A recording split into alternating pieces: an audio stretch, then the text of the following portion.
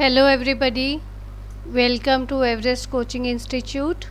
Today we will discuss class 7 science. Chapter name is Weather, Climate and Adaptations of Animals to Climate. So अभी हम बच्चे weather पूरा discuss कर चुके हैं, क्लाइमेट डिस्कस कर रहे हैं. क्लाइमेट में मैंने आपको दो इसके फैक्टर्स आपको करवा चुकी हूँ.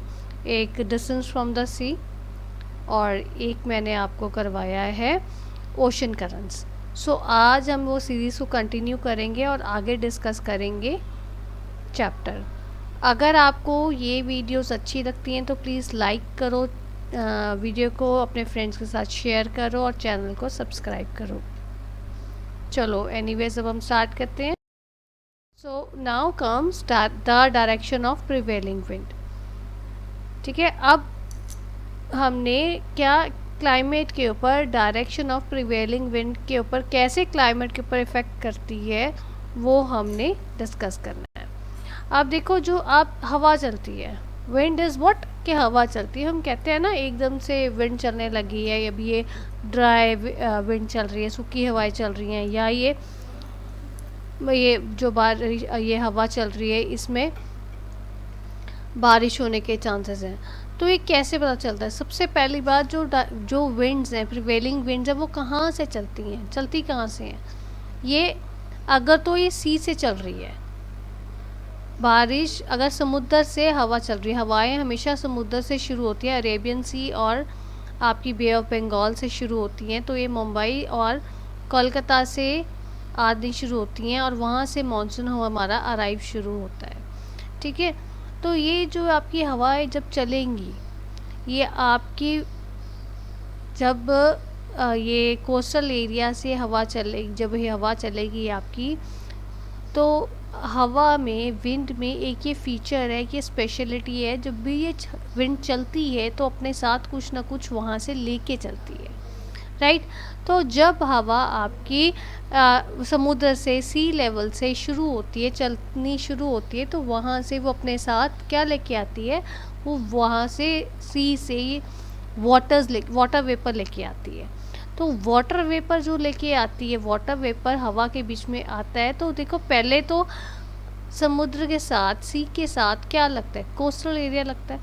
तो वो अपना जो इतने उसके हैवी हो जाती है वेपर्स, अपने जब साथ वो vapours, water vapours, tiny water droplets लेके आती है विंड, तो कोस्टल एरियाज़ के ऊपर वो सारे के सारे वो छोड़ देती है in the form of rain. बारिश होती है वहाँ पे वो छोड़ देती है. वहाँ पे वो सारी आपने वेपर्स जो है वो रेन की फॉर्म में कोस्टल एरियाज़ में वो लूज़ कर देती है. और उसके बाद में हवा आपकी आगे चलती है, हवा आपकी आगे चलनी शुरू होती है. तो ये क्या, वाटर तो अब रह गया, ख़त्म हो गया, वाटर उसमें है नहीं है. तो जो आपकी वेट एयर थी वो तो वहीं पे, आपकी विंड जो थी वो तो आपकी वहीं पे डिस्पोज ऑफ होगी. वहाँ से जब विंड चलेगी तो आगे आते आते जो आपके इनलैंड एरियाज़ हैं, जैसे आपकी दिल्ली, पंजाब वगैरह है, ये सारे एरियाज़ तक आते आते वो ड्राई वेदर वहाँ पे कर देती है. सो जब आपकी विंड्स सी से चलती हैं तो अपने साथ में रेन ड्रॉपलेट्स लेके चलती हैं, और वो कोस्टल एरियाज़ में आके वो वाटर वेपर्स जो है वो सारे रेन की फॉर्म में छोड़ के आगे अंदर जो इनलैंड एरियाज़ है वहाँ तक वो ड्राई वेदर जो है हो जाता है. ठीक है, इसीलिए हम कहते हैं कि कोस्टल एरियाज़ में ज़्यादा बारिशें होती हैं और जो इनलैंड एरियाज़ हैं वहाँ पे बारिशें कम होती हैं. इस चीज़ का अब प्रभाव क्या पड़ता है, इसका रिज़ल्ट क्या है, इसके कारण क्या होता है? जो सी के पास जो आपके एरियाज़ पड़ते हैं, लाइक जो कोस्टल रीजन्स हैं, वो सारे वहाँ पे टेम्परेचर मॉडरेट होता है. टेम्परेचर मॉडरेट का मतलब क्या है बेटा?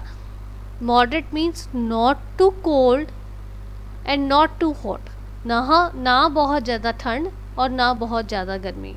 अब आप देखो, अब जैसे मुंबई की एग्जांपल दे रही है मैं आपको, वो कोस्टल एरिया पे, तो वहाँ पे क्या होता है, ना तो जब बहुत ज़्यादा गर्मी पड़ती है और ना बहुत ज़्यादा ठंड पड़ती है. जैसे ही गर्मी वहाँ पे थोड़ी सी ज़्यादा होती है तो सी से वही प्रोसेस शुरू हो जाता है, विंड चलने शुरू होती है और बारिश हो जाती है.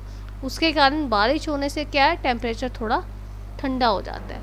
और जब आपकी ठंड जब होना शुरू होती है तो फिर यही प्रोसेस चलता है और फिर आपका जो है मौसम जो टेम्परेचर जो है वो थोड़ा हाई हो जाता है, मॉडरेट आ जाता है। इस कारण वहाँ पे कोस्टल एरियाज़ पे ना जहाँ बहुत ज़्यादा ठंड होती है और ना बहुत ज़्यादा गर्मी होती है। अब यही बात हम चलते हैं आगे के इनलैंड एरियाज़ में, जैसे आपकी ये पंजाब, हरियाणा, दिल्ली, राजस्थान, ये एरियाज़ हैं। अब ये जो अंदर के एरियाज़ हैं, इनलैंड एरियाज़ हैं, जिनका मतलब सी लेवल से थोड़ा दूर हैं, उन एरियाज़ में क्या होता है, वहाँ पे एक्सट्रीम टेम्परेचर होता है। एक्सट्रीम टेम्परेचर मीन्स बहुत ज़्यादा ठंड और बहुत ज़्यादा गर्मी। विंटर्स में बहुत ज़्यादा ठंड होती है और समर्स में बहुत ज़्यादा गर्मी होती है।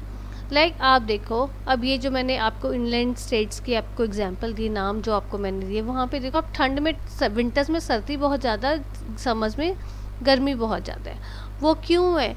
क्योंकि कोस्टल एरिया से जब आपकी हवा विंड चलती है, विंड चलने वेले वो सारा का सारा पानी वहीं पे लूज़ कर देती है। कोस्टल एरियाज़ में बारिश हो जाती है और अंदर आते आते वो जो है आपकी विंड जो है वो एकदम से ड्राई हो जाती है और वो ड्राई वेदर वहाँ पे होता है। ड्राई वेदर होने के कारण क्या होता है, समर्स में बहुत ज़्यादा गर्मी होती है और विंटर्स में बहुत ज़्यादा ठंड होती है। ठीक है, समझ आ गया आपको बेटा डायरेक्शन ऑफ प्रिवेलिंग विंड। अब हम नेक्स्ट इसका है माउंटेन्स या ऑल्टीट्यूड। अब माउंटेन्स और प्लेन्स में क्या डिफरेंस है? माउंटेन्स आपको पता है कोन शेप्ड होते हैं। अब जैसे आप हिली एरियाज़ में जाओ, हिली एरियाज़ में देखो आप, वहाँ पे बारिशें ज़्यादा होती हैं लो लाइंग एरिया से। अब बारिशों कह दो या आप स्नो कह दो, it means precipitation in any form, किसी भी फॉर्म में प्रेसिपिटेशन हो रही है माउंटेन्स पे ज़्यादा होती है प्लेन्स की बजाय। अब ये क्यों, इसका क्या रीज़न है? अब देखो, जैसे आप माउंटेन्स में जैसे जैसे आप सी लेवल हमारा बेस लेवल होता है, उससे जैसे जैसे आप ऊपर जाओगे, ऊपर जैसे जैसे जाओगे वहाँ पे ठंड ज़्यादा होती है, गर्मी कम होती है। अब इसका रीज़न क्या है, क्यों वहाँ पे ठंड होती है? वहाँ पे ज़्यादा ठंड इसलिए होती है क्योंकि जैसे जैसे आप ऊपर माउंटेन्स में जाते हो, हाई लेवल पे जाओगे, वैसे वैसे आपका ऑक्सीजन लेवल कम होना लग जाता है। क्यों? क्योंकि एयर जो है आपकी वो थिन होने लग जाती है। थिन एयर हमेशा आपकी ऊपर रहती है, जो वार्म एयर होती है वो हमेशा हमारी नीचे रहती है। ठीक है, वार्म एयर हैवी होती है इसलिए वो नीचे रहती है, और ठंडी एयर, कोल्डर एयर जो होती है वो हमेशा हमारी ऊपर रहती है। तो जैसे जैसे आप माउंटेन्स में जाओगे या हाई लेवल्स पे जाओगे, आपने देखा होगा जो आपके माउंटेनियर्स होते हैं, जब वो ऊपर जाते हैं, पहाड़ ट्रैकिंग पे जाते हैं, तो वो अपना ऑक्सीजन सिलेंडर साथ में लेके जाते हैं।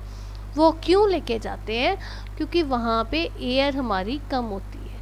माउंटेन्स पे जब एयर कम है तो ऑब्वियसली एयर के बीच में जो ऑक्सीजन है वो भी, उसका लेवल भी बहुत ज़्यादा कम होता है। आपने 6 क्लास में पढ़ा हुआ है ना एयर की कॉम्पोजिशन, उसमें ऑक्सीजन जो है, जब ओवरऑल एयर हमारी कम है तो ऑब्वियसली ऑक्सीजन लेवल भी प्रोपोर्शनेटली कम होगा। So it is difficult for the people to survive in that area. उस एरिया में सर्वाइव करने के लिए, सांस लेने के लिए उनको ऑक्सीजन सिलेंडर साथ में लेके जाना पड़ता है। ठीक है, अब जब देखो इसके कारण, तो ये तो हमने बात की कि वहाँ पे हमारे को ऑक्सीजन सिलेंडर क्यों लेके जाना पड़ता है। अब दूसरी बात आती है कि जो आपके माउंटेन्स है, या जैसे आप ऊपर जाते हो वैसे आपकी जगह क्यों ठंडी होती है, ज़्यादा गर्मी क्यों नहीं होती? वहाँ पे ठंड इसलिए होती है, ज़्यादा गर्मी क्यों नहीं होती? क्योंकि वहाँ पे एयर का लेवल कम होता है। एयर का लेवल कम होगा तो मैंने अभी डिस्कस किया आपसे, ऑक्सीजन का लेवल कम है, और दूसरा कॉम्पोनेंट क्या, कार्बन डाइऑक्साइड भी कम होगी। कार्बन डाइऑक्साइड आपको पता है हीट बहुत जल्दी सन को बहुत जल्दी एब्जॉर्ब करता है। जब माउंटेन्स पे कार्बन डाइऑक्साइड भी कम है तो ऑब्वियसली हीट, वो सन की हीट एब्जॉर्ब नहीं कर पा रहा है, तो आपकी ठंड भी इतनी ज़्यादा होगी और वहाँ पे वार्म इतने नहीं होगी। इसलिए आपने देखा होगा माउंटेन्स में आपको फ़ैन की तो ज़रूरत ही नहीं पड़ती, एसी कूलर तो बहुत दूर की बात है। वहाँ पे पूरा साल राउंड द क्लॉक वहाँ पे टेम्परेचर बहुत अच्छा रहता है, मतलब अच्छा इन द सेंस गर्मी नहीं होती, समर्स में भी वहाँ पे प्लेजेंट मौसम होता है, बट विंटर्स पे वहाँ पे ठंड बहुत ज़्यादा होती है, राइट। ये रीज़न है क्यों वहाँ पे ठंड ज़्यादा होती है। समटाइम्स आपको अगर पेपर में क्वेश्चन आ जाता है कि भाई क्यों माउंटेन्स पे ज़्यादा ठंड है और प्लेन्स के कंपैरेटिवली, गिव रीज़न, तो आपको पूरा ये ऑल्टीट्यूड वाला जो मैंने अभी आपको रीज़न समझाया है ये आपको देना पड़ेगा। दूसरा क्वेश्चन आपको पेपर में आ सकता है कि क्यों हमारे जो कोस्टल एरियाज़ में वहाँ पे मॉडरेट टेम्परेचर है जो, और जो इनलैंड एरियाज़ में वहाँ पे एक्सट्रीम टेम्परेचर है, वाई सो। तो आपको पूरा डायरेक्शन ऑफ विंड का कॉन्सेप्ट पूरा जो मैंने अभी आपके साथ डिस्कस किया आप पूरा उसको समझाओगे, वो पेपर में आंसर आप लिखोगे, तब आपको मार्क्स अच्छे मिलेंगे। ठीक है बच्चे, तो माउंटेन्स वाला अब आपको समझ आ गया। इसमें फिर बता देती हूँ, as altitude increases air becomes thinner and is able to absorb very small amount of heat. वो मैंने आपको बताया ना, क्योंकि एयर में बहुत कम वो हीट क्यों एब्जॉर्ब करेगी, क्योंकि उसमें कार्बन डाइऑक्साइड क्वांटिटी बहुत ज़्यादा कम है। ठीक है बच्चे, is it clear? This is all about today's video. If you find any difficulty, you are most welcome to give your feedback in the comment box. Thanks for watching.